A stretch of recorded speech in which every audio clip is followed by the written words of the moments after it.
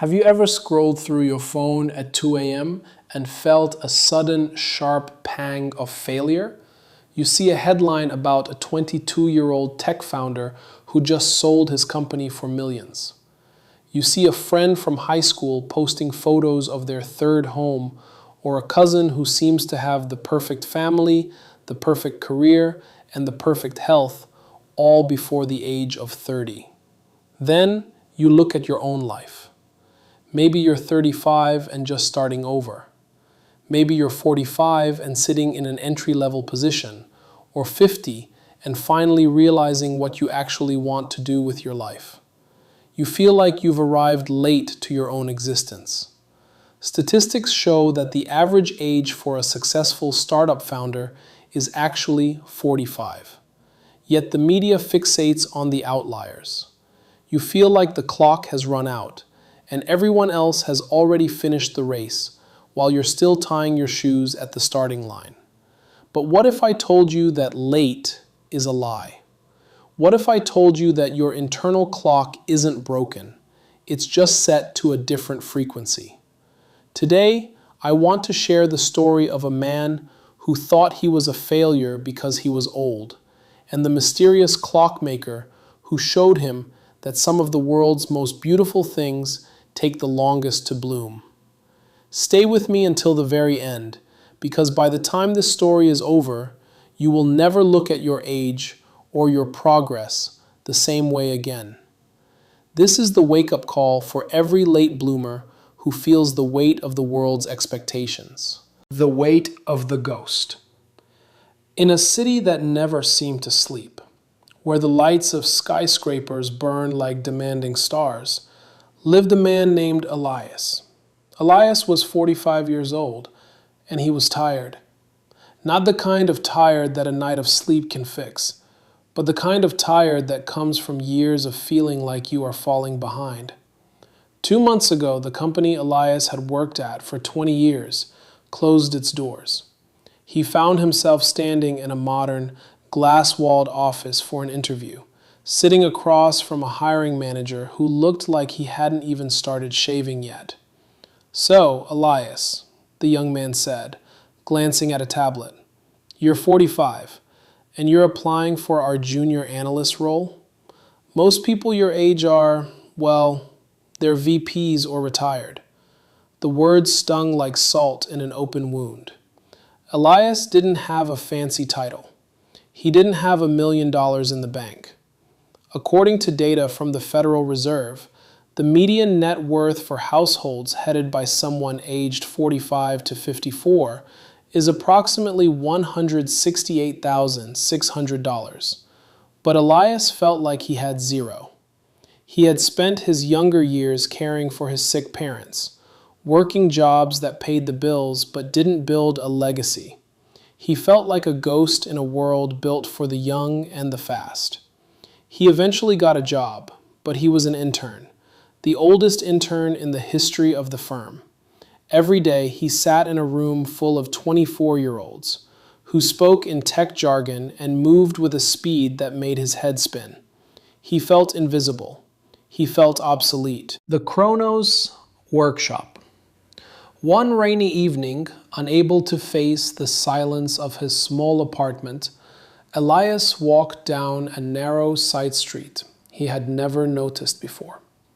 Tucked between a flashy electronics store and a loud cafe was a tiny shop with a wooden sign, the Chronos Workshop. Inside, the air was thick with the scent of cedar wood and oil.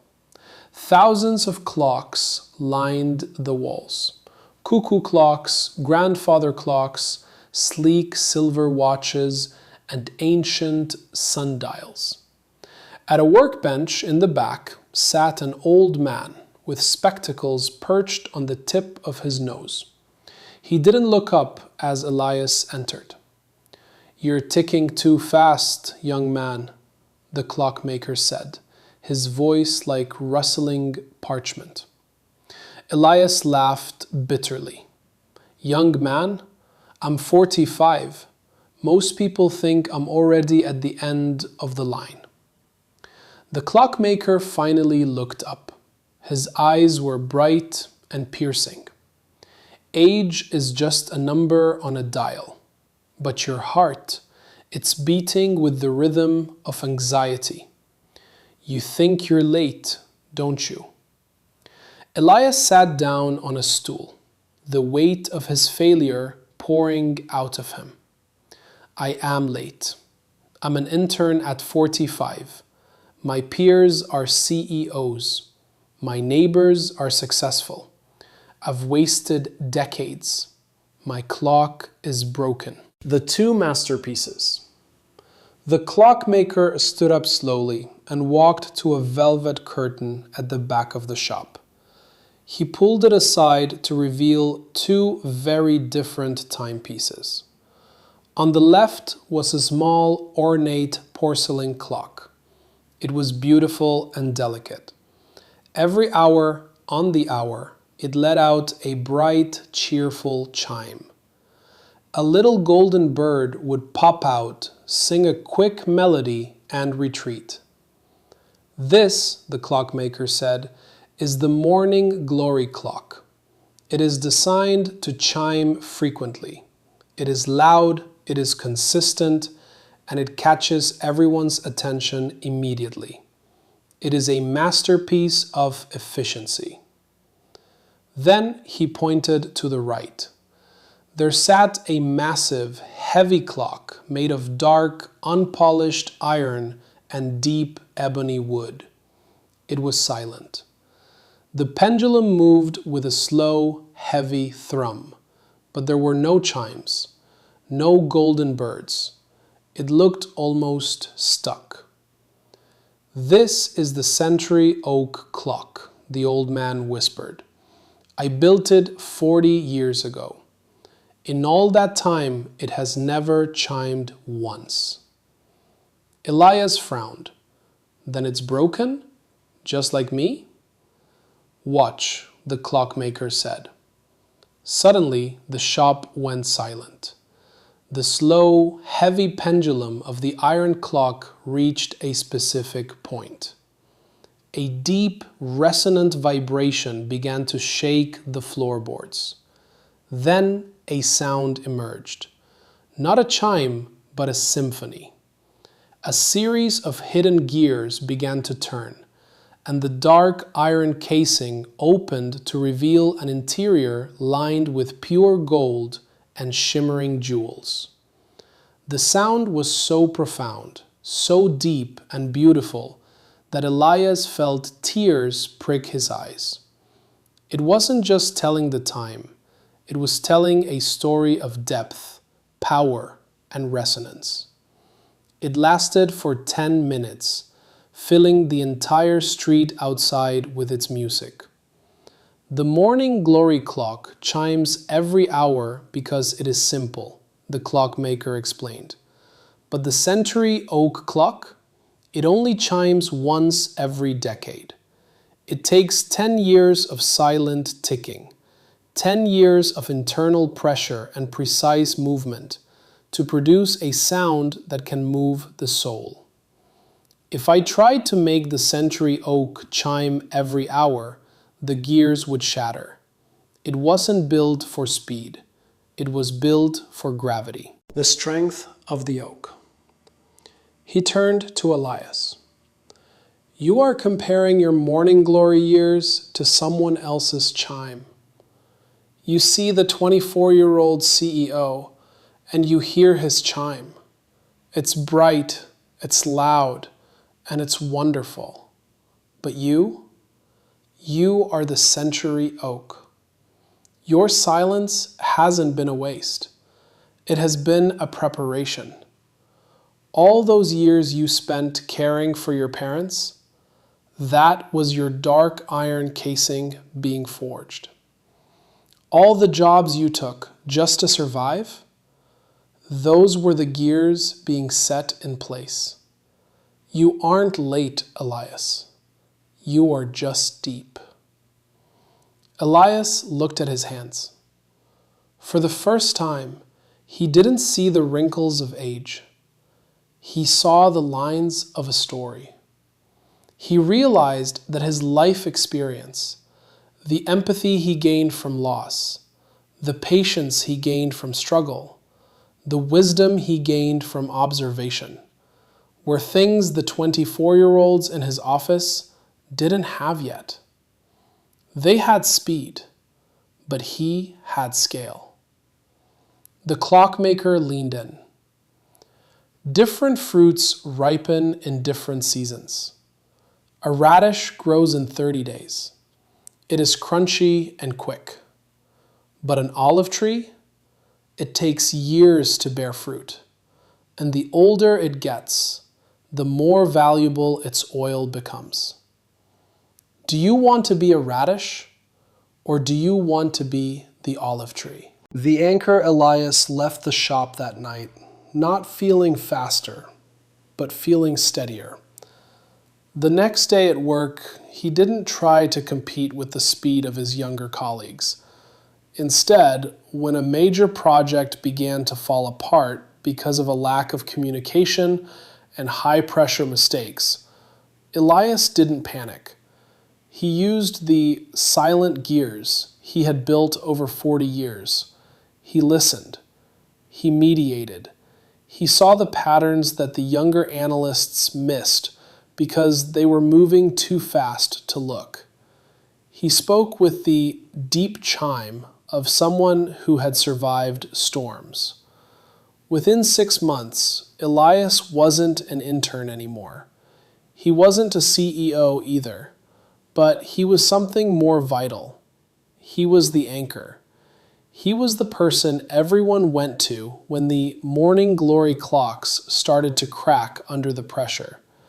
He realized that being a late bloomer wasn't a curse. It was a competitive advantage. The truth about timing. My friend, I want you to take a deep breath and listen to me.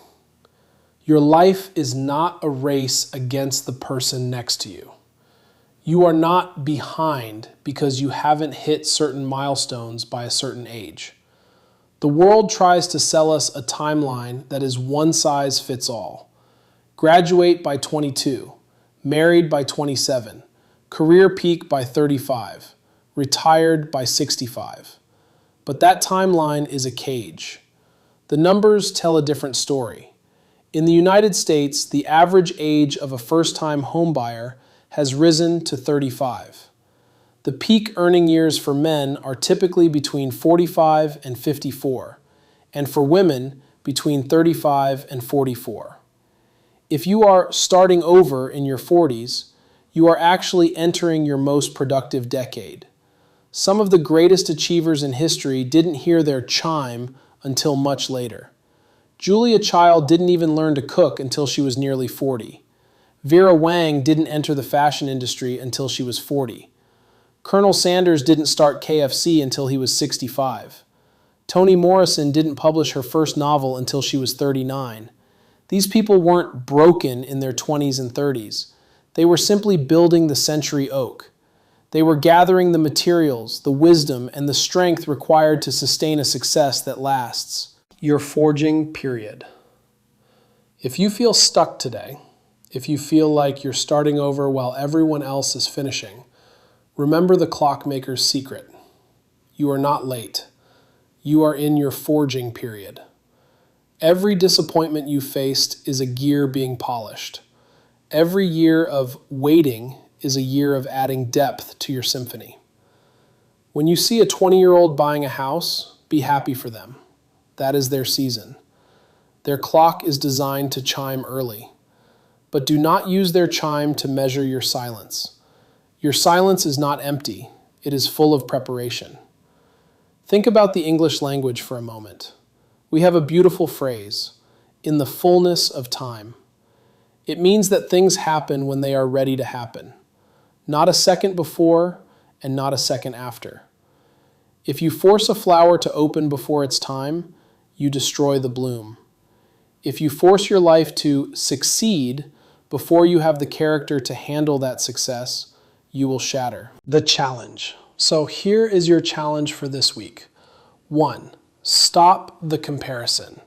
Every time you find yourself looking at someone else's highlight reel and feeling late, remind yourself, that is a morning glory. I am an oak. 2, value your boring years.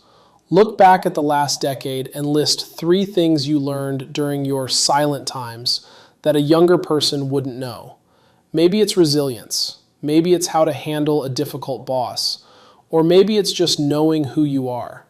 These are your golden gears. 3, keep ticking. The century oak only works if the pendulum keeps moving. Don't stop learning. Don't stop trying. Just change the expectation of when the result should appear. The world needs the bright chimes of the young, but it desperately needs the deep, resonant symphony of those who have waited, those who have suffered, and those who have grown wise. Your clock is not broken. It is a masterpiece in progress. If this message reached you at the right time, if you've been feeling the pressure of the comparison trap, hit that like button as a sign that you are reclaiming your own timeline. Drop a comment below and tell me, how old are you and what is one thing you are starting today? Let's fill the comments with late bloomers who are proud of their journey. Share this video with someone who feels like they're failing because they haven't made it yet. You might just be the person who saves them from giving up. Subscribe to Motivational Tales for your weekly dose of perspective and English mastery. Remember, different fruits ripen in different seasons. Your season is coming, and the fruit will be sweeter because of the time it took to grow. Stay patient, stay disciplined, and keep building your foundation. Your chime is going to be magnificent. I'll see you in the next story.